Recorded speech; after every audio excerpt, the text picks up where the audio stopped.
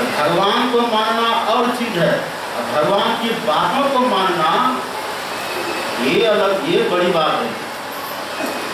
देखिए भगवान खुद क्या कहते हैं, हम भगवान के नाम पर तिलक लगाते हैं, भगवान के नाम पर वेश बनाते हैं, भगवान के नाम पर माला फेरते हैं, भगवान के नाम पर सत्संग करते हैं, भगवान के नाम पर कथा करते हैं, पर भगवान की बातें नहीं मानते। भगवान के नाम का माला भी जपते हैं, भगवान की मूर्ति की पूजा भी करते हैं, पर भगवान जो कहते उनकी बात को मानते रहे तो फिर पूजा हुई, पूजा सफल होगी। वही ये प्रसंग वही प्रसंग है। ये वो जो व्यक्ति बैठा था ना, घुसुंडी जी जो बैठे थे पहले, पूजा ही कर रहा था, वो पूजा ही कर रहा था, भगवान शंकर के मंदिर में ही बैठ के पूजा कर रहा था, भगवान शंकर का ही नाम जप कर रहा था, पर उनकी पूजा व्यर्थ हो गई। उनकी पूजा व्यर्थ है, सफल नहीं है।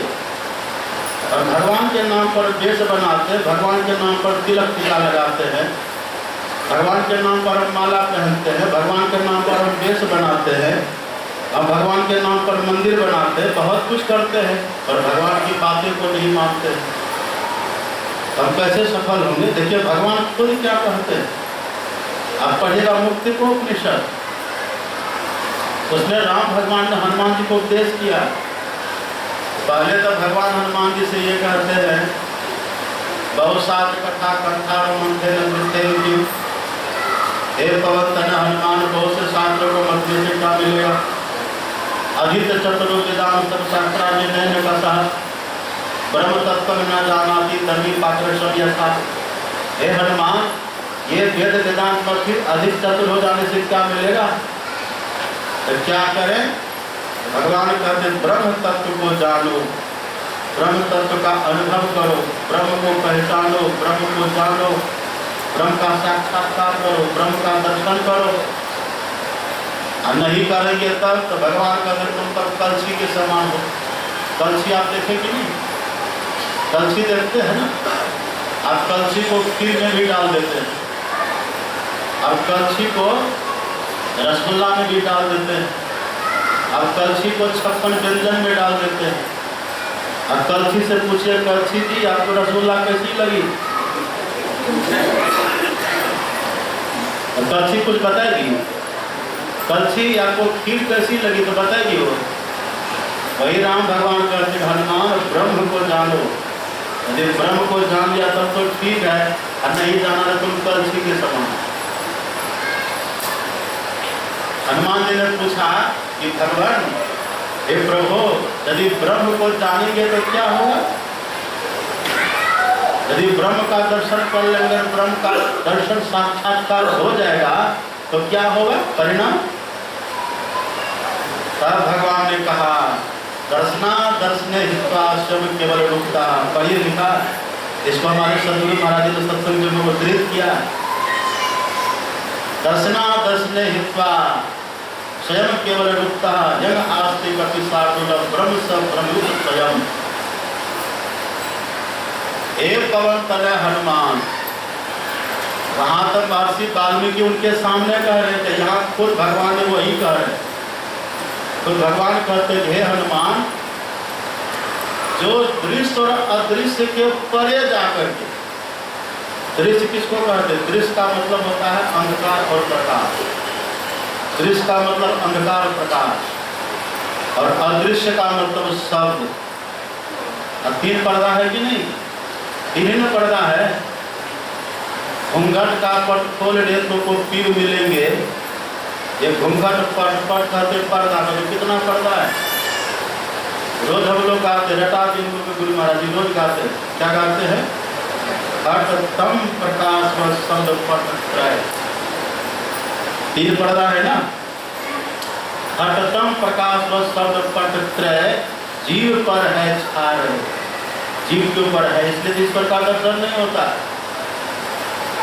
इसी तीनों पर्दे की बात को समझाते हुए राम भगवान कहते हैं कि हे हनुमान, दृश्य और अदृश्य, बताओ अंधकार प्रकाश सब, ये तीनों के परे यदि कोई चले जाए, और दृश्य अदृश्य के परे जाने से व्यक्ति ब्रह्म ज्ञानी ही नहीं रहता, वो ब्रह्म को जान करके ब्रह्म ही हो जाता है।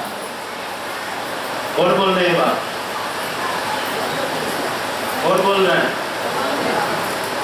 राम बोल रहे, भगवान बोल रहे हैं।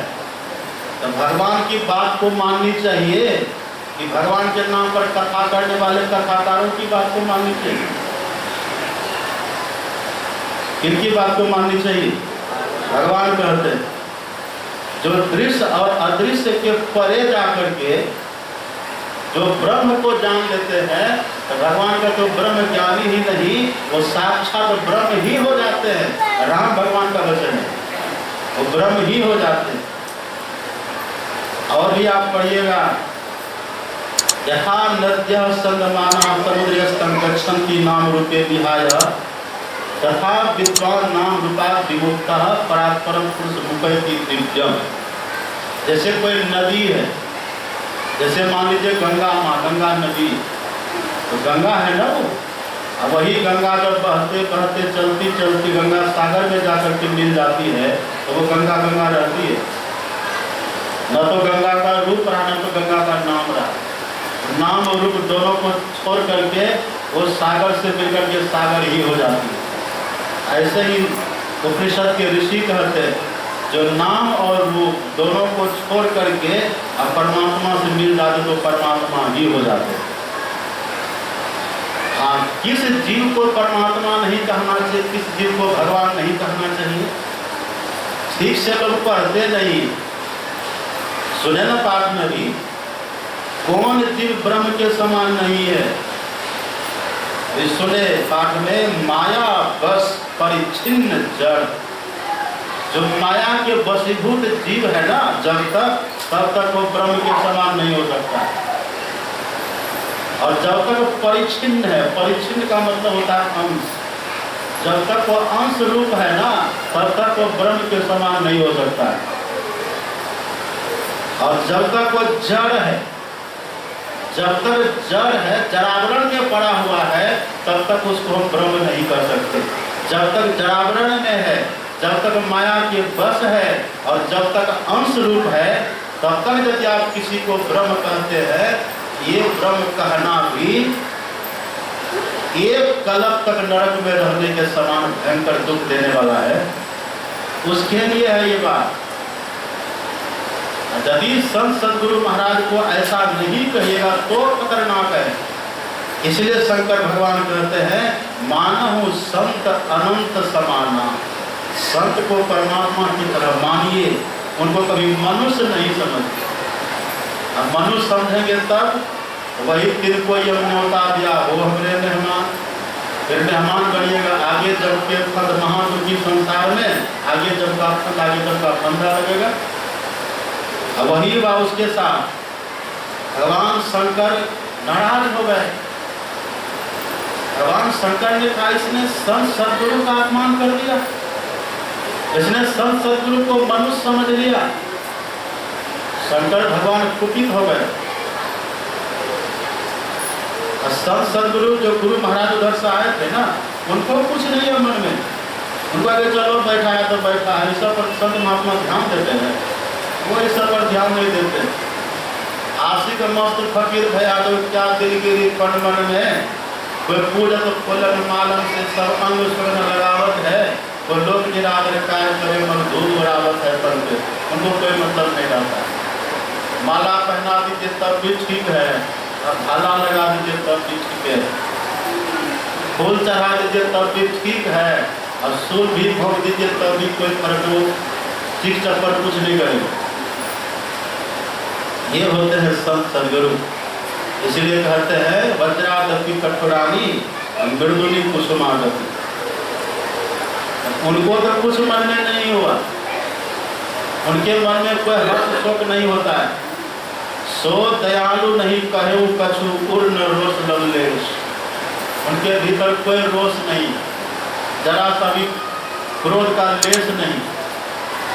लेकिन सो दयालु नहीं कहे कछु पूर्ण रोष लवलेश। और गुरु अब अति अपमानता सही न सके वो महेश। भगवान शंकर को बर्दाश्त नहीं हुआ। तब क्या हुआ, भगवान शंकर ने उसको श्राप दे दिया, जेसठ गुरु सन ईर्षा कर ही रौरव नरक कोटि सत पर। वो करोड़ों वर्ष तक रौरव नरक में रहेगा। और फिर वो पशु पक्षी उधर चला जाएगा, 84 लाख में चला जाएगा। भगवान शंकर कुपित होकर के श्राप दे दिए। मतलब क्या हुआ, मतलब ये हुआ उस व्यक्ति की पूजा भी व्यर्थ चली है, उस व्यक्ति का जप करना भी व्यर्थ हो गया।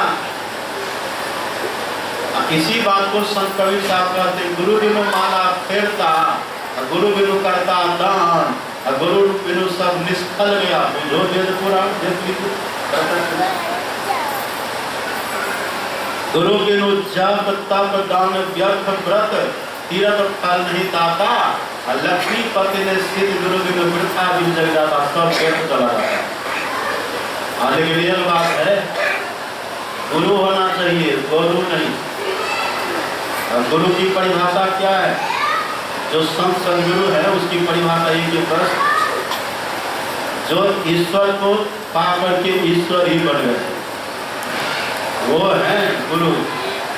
ऐसे जो सदगुरु है ना, वो सदैव रहते हैं। जयंती हम क्यों मनाते हैं, जयंती मनाने के पीछे एक लॉजिक यह भी हमारा होता है, हम ये समझे कि गुरु महाराज के हमारे बीच में सदैव हैं।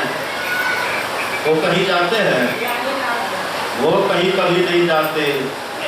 उस अंग संग हर वक्त रहता, प्रकट हो, अब प्रकट भी हो जाते, श्रद्धा सब बोलेंगे तो प्रकट भी हो जाते। आपको ये ना पता नहीं लिखा, गुरु महाराज जी कहते हैं, जो नहीं समझूं सतगुरु पद कहूं, प्रकट सतगुरु है, प्रकट होकर का वही दयाल जगत में आवे। वो दयालु बनकर कहते हैं, वो प्रकट है, वो कहीं कहीं जाते नहीं। लेकिन गुरु होना चाहिए। गुरु हो जाएगा तब, गुरु किसको कहते हैं, गुरु कहते हैं गाय बैल को, गुरु कहते हैं जानवर को। उससे नहीं होता, उससे काम नहीं चलता। जो सदगुरु